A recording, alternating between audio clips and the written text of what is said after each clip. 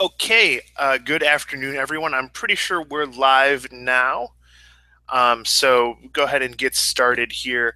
My name is James Ramelli. I'm a trader and moderator here at Alpha Shark Trading out of Chicago.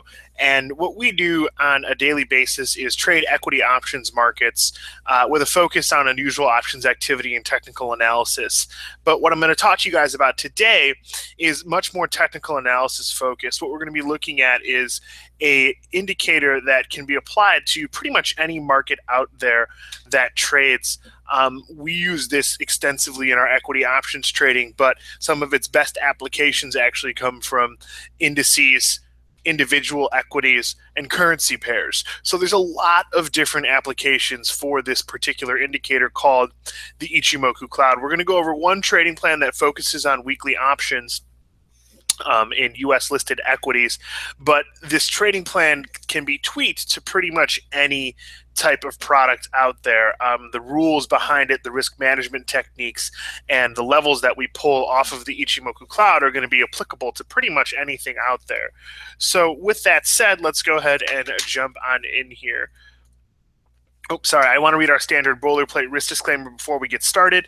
Day trading, short-term trading, options trading, and futures trading are extremely risky undertakings. They are generally not appropriate for someone with limited capital, little or no trading experience, and or a low tolerance for risk. Never execute a trade unless you can afford to and are prepared to lose your entire investment. All trading operations involve serious risks, and you can lose your entire investment. No trades are recommendations or advice. We cannot be sued for losses of capital. All trades are for educational purposes only. Please contact your broker or registered investment advisor for execution margin and all other capital requirement questions. Everyone watching this presentation adheres to all disclaimers on optionhacker.com and alphashark.com. So a little bit about myself. My name is James Ramelli. Like I said, I'm a moderator and trader here at Alpha Shark Trading, where I actively trade equities, equity options, and other markets as well, regularly on CNBC, Bloomberg, Fox Business, BNN Canada, which are live financial news networks, to talk about the markets and share my opinions. And I also regularly write for Futures Magazine, Active Trader Magazine, Resource Investor, and CME Open Markets. So if you do a quick Google of my name, you should find a decent amount of stuff that I have created in content-wise over the last several years, if you want to get to know me a little bit more. But with all that being said, we're here to talk about the Ichimoku Cloud. And the Ichimoku Cloud is a technical indicator that started with rice, right? Japanese candlesticks in general are something that a trader can use to get a better idea of price action. And candlesticks were generated quite some time ago by a trader who was trading rice in Japan. This person used technical analysis and really is kind of the person that, used charts for the first time to get a good idea of price action and made a substantial fortune for the time trading rice. But the Ichimoku Cloud itself was developed by a different person in the mid part of this century here. And what they did was try to find a moving average set, something that they could use to draw a line and differentiate between bullish and bearish territory in a particular security. So the Ichimoku Cloud is simply a technical analysis method that uses past, present, and future projected levels to help traders identify at a single glance if a security is in bullish or bearish territory. The actual name of the study, if you were to look it up, the full name of it is Ichimoku Kinko Hyo, and that translates to one glance equilibrium chart. And that's exactly what this chart does. It lets me see at a single glance if a stock is in bullish or bearish territory and where the levels of support and resistance might be. And I keep talking about this in the context of equities, but keep in mind that this works with pretty much everything out there, currency pairs, everything else. The Ichimoku Cloud is something that will help me identify trend and determine if a security is in bullish or bearish territory with pretty much anything. It's made up of 6 key components, each of which we're going to examine individually. When we combine the components, we construct the overarching study of the Ichimoku Cloud. Each of these components tell us something different. Each of these components are calculated somewhat differently, and they all essentially act as different period length moving averages with different calculations that then allow us to create this study known as the Ichimoku Cloud. Okay, so what we're going to go over here is what the Ichimoku Cloud is and the individual components, how we can use the cloud as levels of support and resistance, and the cloud in trend, and then at the end, a quick trading plan for using the Ichimoku Cloud with options, okay? So here we have a chart with Google on the daily bar, and I use some older charts here for the examples in this presentation. And the only reason that I did that is because since the market has been consolidating over the last couple of weeks here into the end of the year, equities haven't had a really wide range. And some of the levels that we use to kind of show you good examples of what the Ichimoku Cloud look like have become somewhat smushed. So I wanted to have a good set of images here that you guys would be able to see really easily. But the components of the Ichimoku Cloud, as you can see, there's several of them here on this chart. And a lot of traders will look at this and become rather intimidated right off of the bat about what this is trying to tell them. And it's actually a very, very simple indicator to use. If you understand even the most basic concept of the Ichimoku Cloud, you're already going to have a more solid understanding of trend and how to determine how strong trend is using this technical study. And if you take nothing else away from this presentation, make it this: anything trading above the shaded area that you see here is in bullish territory. Anything trading below the shaded area that you see here is in bearish territory. And some of the strongest signals come from breaks to the upside or downside of this shaded area. And what we talk about here throughout the rest of the presentation is what these different components tell us and how we can use them to confirm those trade setups. Now, timing is important with the Ichimoku Cloud. In general, we're going to be looking at the daily bar for equities here to go over the components. Then we'll look at some 5-minute bar setups. But if we're talking about currencies, those move quite a bit slower than individual equities. So if we're talking currencies, I need to be charting and trading those on a 4-hour bar. Okay, so just kind of keep that in mind as we go throughout the rest of the presentation. The 6 components of the Ichimoku Cloud are individually named: the Tenkan Sen line, the Kijun Sen line, the Senku Span A and B line, the Kumo, and the Chinku Span line. All of these are calculated differently, but when we add them all together, they create this study called the Ichimoku Cloud. Now, as we go through these, you're going to look at this and say, well, this is just moving average sets, right? And they are. They're different moving averages. They're calculated a little bit more in a more novel way than some of the moving averages you might already use are, and I think that that in itself is valuable, because if I'm going to be using the Ichimoku Cloud to flag levels of support and resistance and then also use those levels to time entries, exits, and stop losses, well, that's going to be something that having a more novel kind of calculation is going to be beneficial towards, right? I don't want to be putting my stop losses on the same level as every other trader in the entire world is, right? I don't want to do that. So basically, basically what we are seeing here is the different components of the Ichimoku Cloud. Okay, so as we go through them, we'll go through them individually here in this. The first component is the Tenkan Sen line, and the Tenkan Sen line is a short-term trend line. This is our fastest moving average on the Ichimoku Cloud, and it's calculated by taking the highest high and lowest low, dividing it by 2 over the past 9 periods. It's the green line that you see here. This is our first level of support or resistance on the Ichimoku Cloud and can kind of clue us into when trend might be starting to weaken. If we're looking at the daily bar, which in this example we're looking at 9 days worth of price action. If we're looking at the 5-minute bar, we're looking at 9 5-minute bars worth of price action. The 4-hour bar, 9 4-hour bars worth of price action, right? And so on and so forth. Now, this by itself is similar to a 10-period moving average, but it doesn't really tell us too much on its own, right? It's just a moving average. But when we start to compare it to some of the other components of the cloud, it gives us a clue as to what trend is doing at the particular moment. The second component of the cloud, the Kijun Sen line, the red line that you see here, is the highest high and lowest low over the past 26 periods divided by 2. Now, that is an indication that we have a slower period moving average here, and we add it with this 9-period moving average, and we can get an idea of when the market might be starting to kind of soften up, right?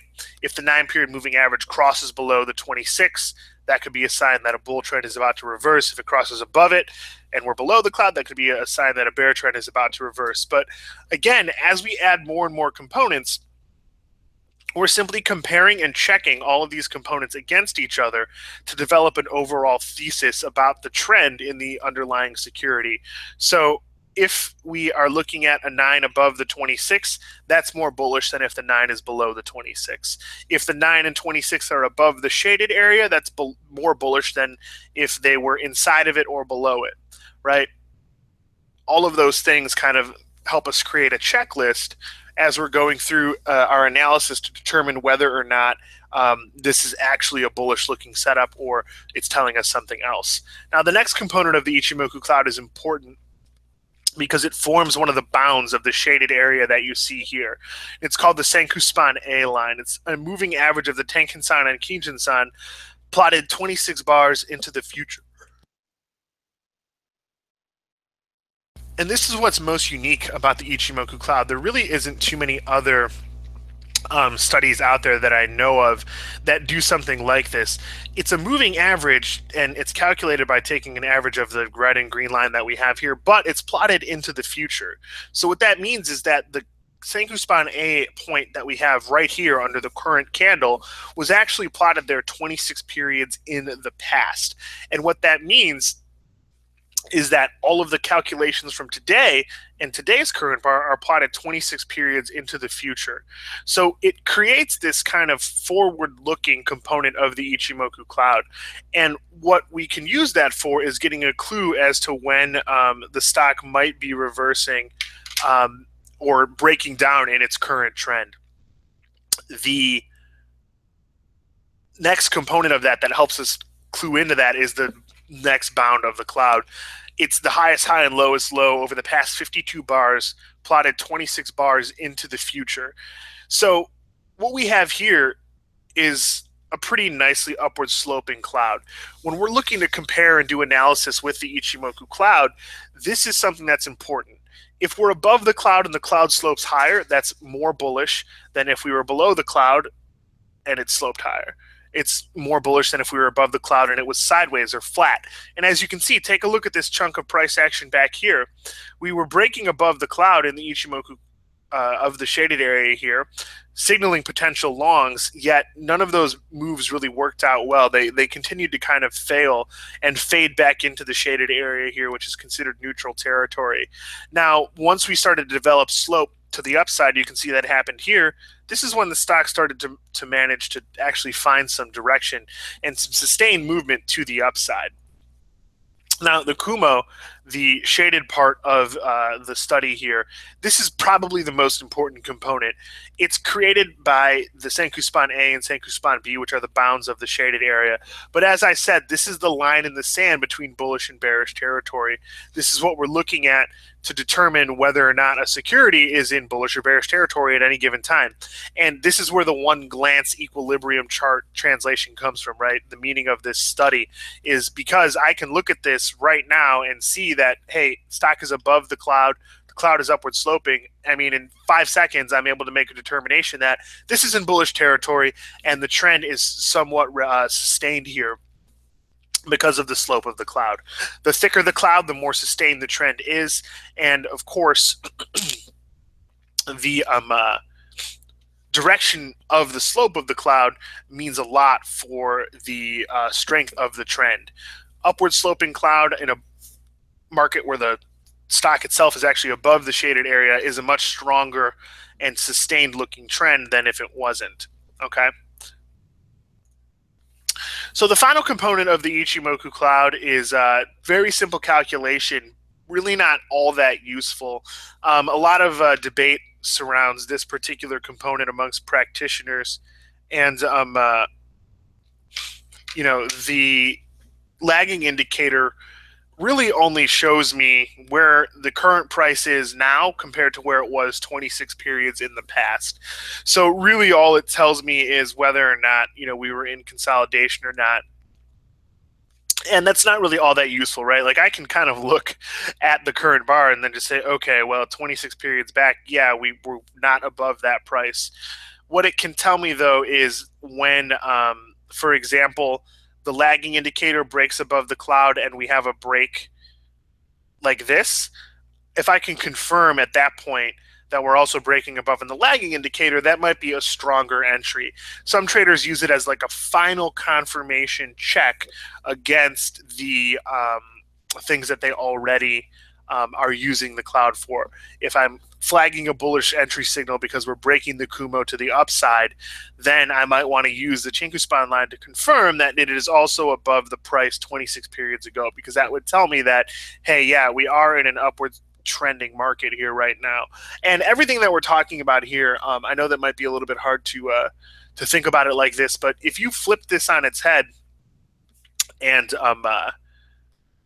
said all of this but opposite for bearish setups, that would be the same case. Like if we flip this chart upside down, we would be able to do that same type of analysis, get those levels of resistance and support for a bearish setup as well. So it's a really kind of ubiquitous indicator. It can be used for anything out there, and that's why we like it so much, is because it's simple and it shows us the past, present, and future. And we like this analogy, right? Whenever we talk about this to people that have never seen it before, we compare it to a relationship, right? You can look at the past, the present, and the future, and they might look different, but you can kind of get an idea of where things are going based on the early signals from the cloud, the crosses of the moving averages. It is complex, but yet very simple in its actual applications. So why do we actually want to use the cloud is because it gives me views on past, present, and future key levels in a stock, future, or currency pair. And I think that one of the things that a lot of traders who are unfamiliar with this study kind of get, I don't want to say get confused about, but are unsure about, is what that future cloud actually means for us. And it's in no way projecting levels that the indicator thinks the market might get to into the future. It's not something that does that. If you're looking for a study that does that, you got to find something else. You can pair this very well with something else like wave patterns or fib levels to then get that target. But the cloud itself is only giving me a look at what trend is like right now and how sustained that trend is. The future part of the cloud does not and will not project actual price levels, right? It doesn't do that. That's not what it's for.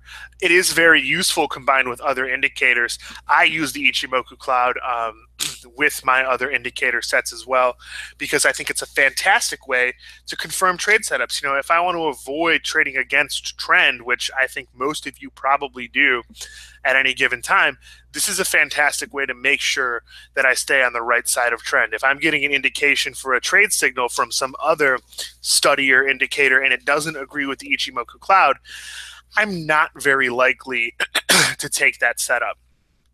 We like this because it takes into account way more data than simple or exponential moving averages do. And because of that, we are getting a more complete picture of trend. We're looking at different time frames. We're comparing them to each other.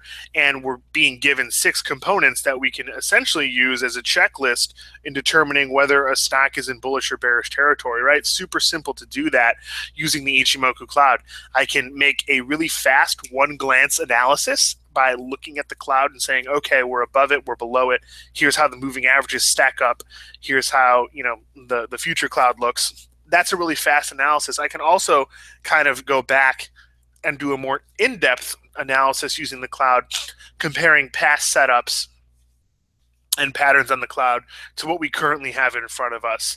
And like I said earlier, the levels of support and resistance for setting profit targets and stops are more novel than what we might see most other traders using. The Ichimoku Cloud is popular, right? But it's not as popular as something like fib levels or simple or exponential moving averages. Everybody in the world takes their trades and puts their stop losses on those levels. And a lot of times you can see institutional traders, or particularly in the stock market, HFTs, pushing and gunning for those levels, washing them out, and then running the market right back. This isn't going to keep that from happening to you, but it would help somewhat by getting myself in a position where I'm not putting my stops on the exact same levels as everybody else. And what we're going to do here, I'm going to go over a couple of examples with equities and equity options, and then I want to go over a couple of examples with currency pairs as well, because I think that when we look at currencies, it's so much simpler to kind of get an idea of how we can apply this to our everyday trading. So we'll go over several examples here. In general, time frame is going to be the most important decision that someone has to make when they're thinking about trading with the cloud, because not every single product trades the same. We have different speeds that things trade at, right? If I am looking at a commodity versus a currency pair, I might not see signals that work out quite as well on certain time frames. So for equities, we typically say that the best signals come from the daily bar. Anything faster than that can produce too many traps. Essentially, what we're trying to find is where this particular security that we're thinking about using the cloud with tends to see its trend develop best. And I really want to find the slowest time frame where that trend develops and not go any the fastest time frame where that trend develops, and then not go anything faster than that. So anything below the daily in most equities starts to create too many traps. Now, of course, there's going to be exceptions to this rule. There are stocks that do tend to trade really well and trend with conviction during the day, right? We might see a stock like General Electric trade in a trading range most days, but a stock like Facebook or Twitter or Alibaba tends to develop itself well and trend on the 5-minute bar. We might not have the same setup in every equity. So it is just kind of about taking a look at the charts and seeing whether or not trend tends to develop well on those time frames. But for equities in general, the daily bar is going to be best. For currencies and currency futures, we typically like to trade those on the 4-hour bar. Anything faster than that will produce too many traps. Currencies on a 5, that is business of scalpers and not really something that we want to be participating in. But in general, I think that trading currency futures on a 4-hour bar is a perfect time frame. It's not too fast. It's not so slow that it's only going to give me a signal every, couple months. I'll be able to get signals often and trade them and confirm them. And we'll go over that as well here too, confirmation on currency setups using the 4-hour daily and weekly bar. There's a way to use something called triple confirmation on the Ichimoku Cloud to confirm signals and make sure that I'm getting into the best position, most confirmed entry. Futures in general for commodities, we typically say something like crude can trade very quickly, can be used as fast as the 5-minute bar. But comparing that to other futures, because it's such a wide product space, there might not be that much success in something like treasuries or bonds. Those don't trade quite as quickly. So the whole point of this is to let you guys know that you really need to make some serious considerations about the time frame that you're using when trading the Ichimoku Cloud, because too many traps will be produced if you're using too quick of a time frame. Okay. So here's a simple day trading plan using equities and equity options for the Ichimoku Cloud. This is a pretty simple setup that we're going to go over here. We're going to go over a couple of examples, but after that, I want to talk about a currency setup as well that you can use on the 4-hour bar with the Ichimoku Cloud, and some other extra confirmation checks that we can throw in. And I'm just going to move my charts off to the side here, so when we're ready for that, we have everything we need to go here. So the first setup here that I want to talk about is in Tesla. And this is a 5-minute bar in TSLA. And as you can see, it's pretty weak, right? We've got a move from open to close. Stock, moves from 214 at the highs to 203 at the lows. An $11 swing from high to low is a pretty big move. Yet, would I have had some type of signal here to trade this on the Ichimoku Cloud? And the answer is yeah, I would have, right? We can see that once we break the cloud to the downside, on that third 5-minute bar of the day there's two ways that I can trade it. I can sell the stock or I can trade weekly puts. So let's say that in this trading plan, we break the cloud to the downside. I would short the stock when that bar closes with a stop above the cloud. So the bar closed at 211.45. I'm going to sell stock at 211.45 with a stop above the cloud at 215.45. So if you take a look at that, that would have me selling right here with a stop above the Ichimoku Cloud. Right now, a lot of traders would, maybe use the high of the day, and if I wanted to give it more room than what the cloud suggests, I could. I think that using a couple of ticks above the cloud as a stop loss, especially if it's not super thin like it is here, is something that's totally valid. I can do that and have confidence that if we are going to get a nice move with some momentum behind it, that I'm not going to get chopped up and stopped out of the trade right away. Okay.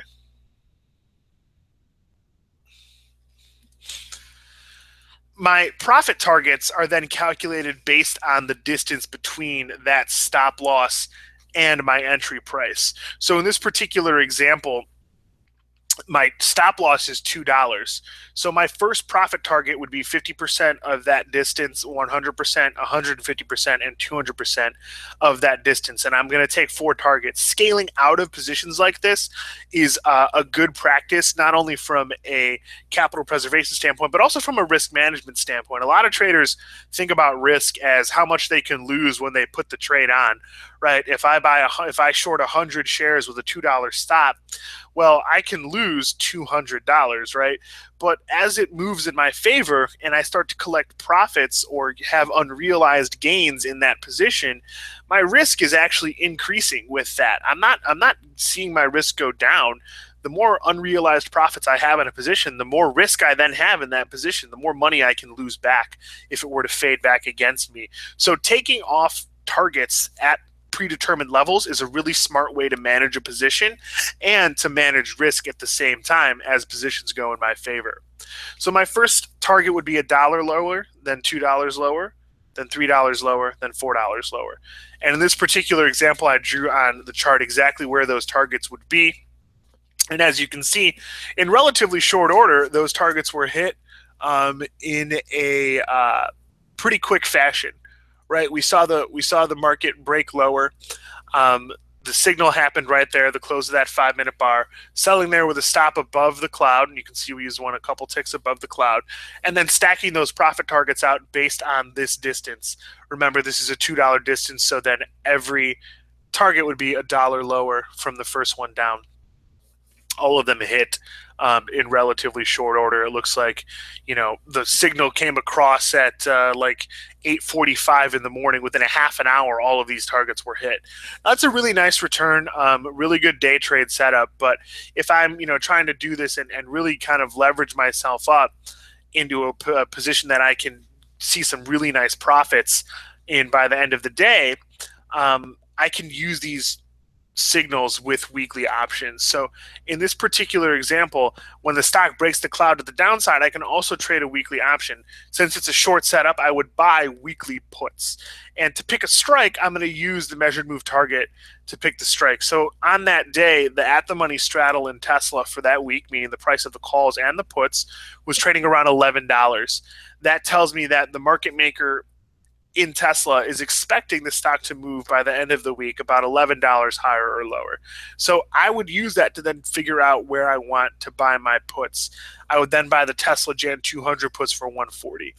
They think the stock can go as low as 200 by the end of the week. So I'm going to go ahead and buy the 200 strike puts. They're going to be cheaper than buying at the moneys. They're going to have less gamma and therefore a little less risk as well, but should still be very responsive to any movement in the underlying stock because the market maker has given us this as their downside target for the week.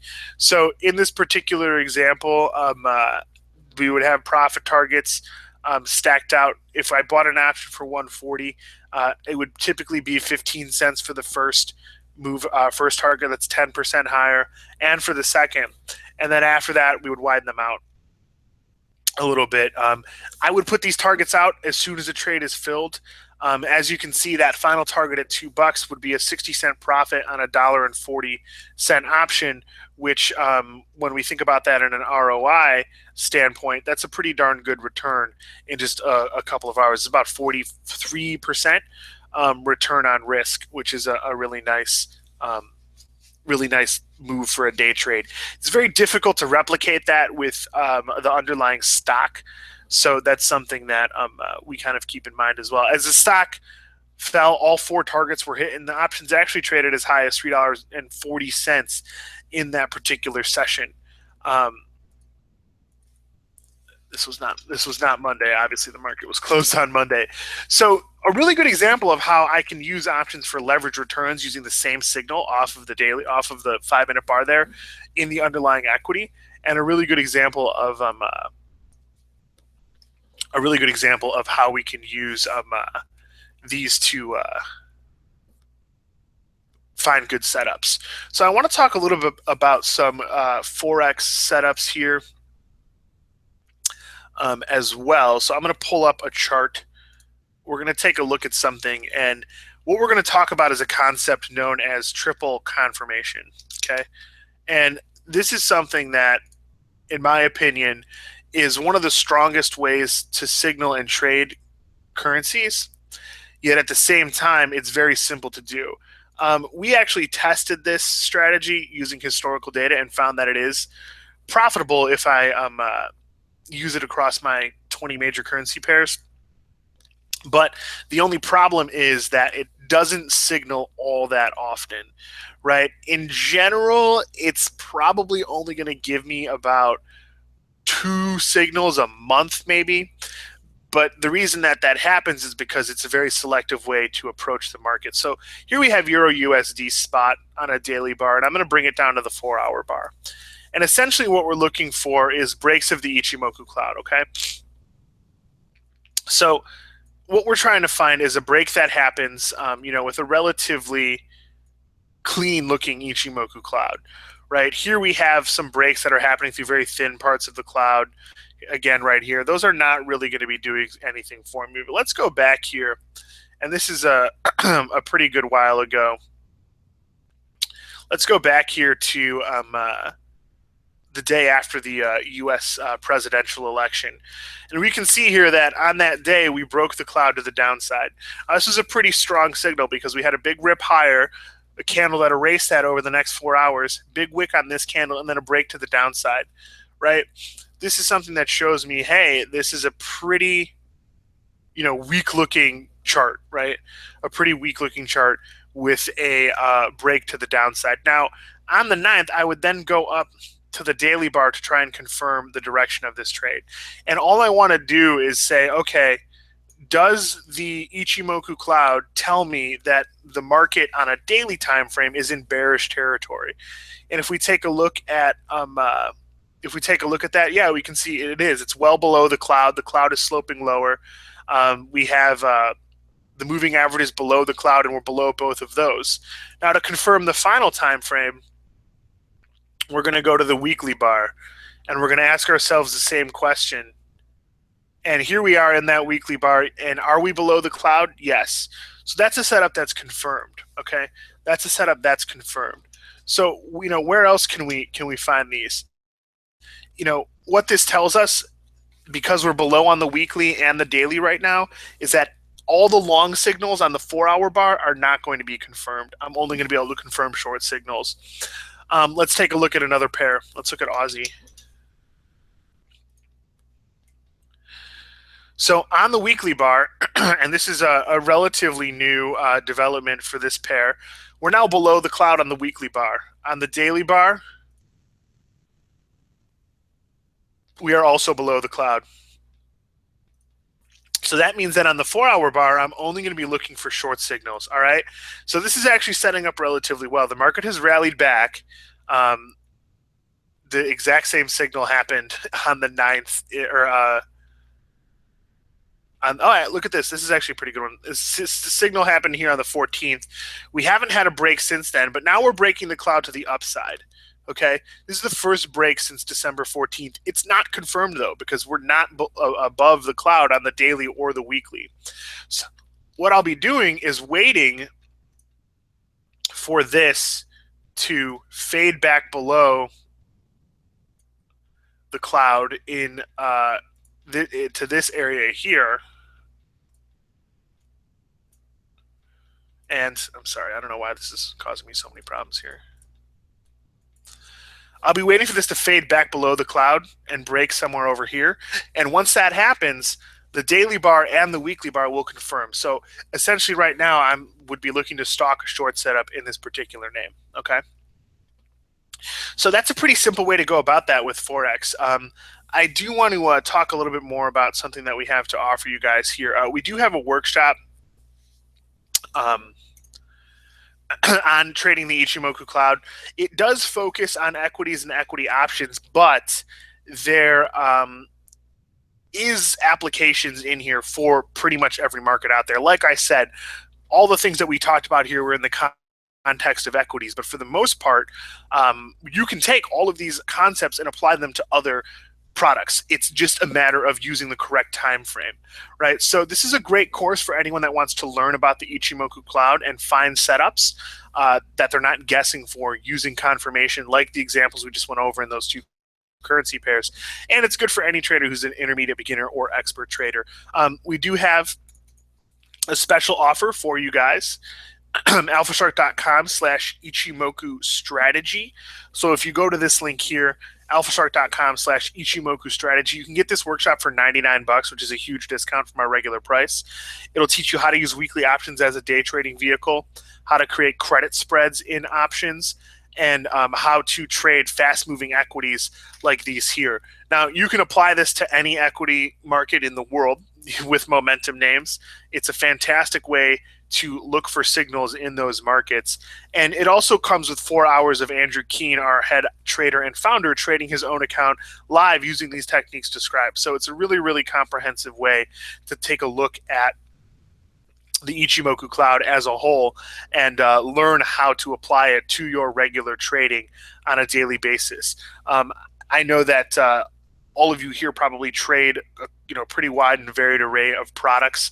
I just went over some examples there in currency pairs as to how we can use them. I mean, and you can seriously do this for any currency pair around, right? I mean, here's Swiss franc, Japanese yen, right? On the 4 hour bar, we just broke the cloud to the upside. This signal is still technically live. It happened last week. Was it confirmed on the daily bar? We're in bullish territory on the daily. We're in neutral territory on the weekly. So this one has one level of confirmation, but not two. So it might not be a trade that I would actually want to take. And it's that simple. I mean, I oftentimes just kind of create a grid for myself of all of these different charts on one panel here with the different time frames applied to them. And then I'm able to just take a look at one glance and see, okay, where are we setting up? Is there confirmation? And if the confirmation is there, then I'll be looking to take a particular trade or a signal. Yep. So pretty much that simple there. Really, really not that difficult of a concept. Like I said, the Ichimoku Cloud is something that, we could spend, there's whole books written about it, but it really doesn't take more than, the time that we spent together here to kind of understand the basics and develop some trading plans around it. You can use all of these concepts and all of these ideas in your trading, no matter what product you trade, because this is just a price action indicator. It's looking at levels of support and resistance. It's using moving average sets to develop those levels and then cluing me in as a trader to where I might want to actually take part in a particular position, right? So that pretty much wraps up what I had for you guys today. I did want to leave some time for questions here, but it doesn't look like there are too many questions coming through here. So I'll just go ahead and describe the offer that we have for you guys one more time here. We're going to be offering this weekly options workshop and the Ichimoku Cloud. Even if you don't trade weekly options, I still think this would be a very valuable workshop for you to take because it talks in depth about using the Ichimoku Cloud. This isn't something that is only going to be applicable to options traders. I think everyone can find value in it, particularly if you're someone who is an active trader. The signals that we get from these on different products have a varying degree of frequency. Like I said, that triple confirmation indication doesn't really give me a ton of signals because I'm looking for such a specific setup. But if I pay attention and I'm looking across all the currency pairs, I still get some very good reads off of that. So there's quite a bit that I can do with that. Again, alphashark.com/Ichimoku strategy. And I also want to share my email address with you guys as well. It's james@alphashark.com. If you have any questions about this or anything else that we've had to talk about here today, please feel free to shoot me an email. I'm pretty responsive. I typically respond within 24 hours. So just let me know if you have any questions about anything that we went over here, and I'll be happy to chat with you. So yeah, that pretty much wraps it up here. I don't know if I need to close the broadcast down or sign off here. Do I expect a euro rise in the first minutes of the FOMC release? Oh, so let's take a look at the chart. So that's in about 20 minutes from now, right?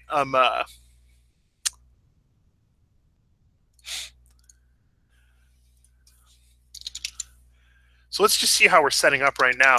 I mean, I don't know why that's being so finicky. I don't necessarily think that we will. Typically, when we're looking at the minutes, any kind of pop is short-lived. One of the things that I always kind of get worried about when we're looking at minutes is the initial washout one way or the other. The only thing that I think is important to kind of pay attention to today, though, is, on the 4-hour bar, we have a pretty nice uptrend here off of the lows from last week.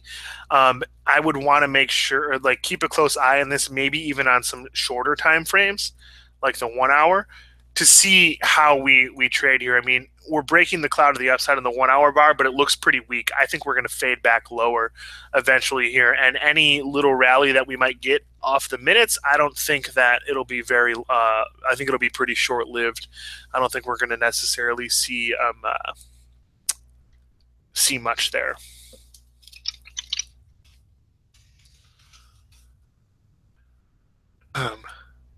Yeah. Oh, I think I can put the I think I can put my link in here for you guys too. Oop.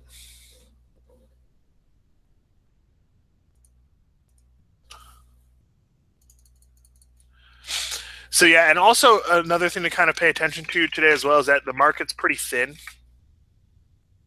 So, I would be pretty careful about any setups that happen right after the release of the minutes. Typically, the market, runs one way or the other initially, and then it'll, take some time to kind of find its trend afterwards. Being that there's not very many people around today, I don't think that we're going to see too much action. By not around, I mean, it's a holiday week. It was a shortened week here in the U.S. So,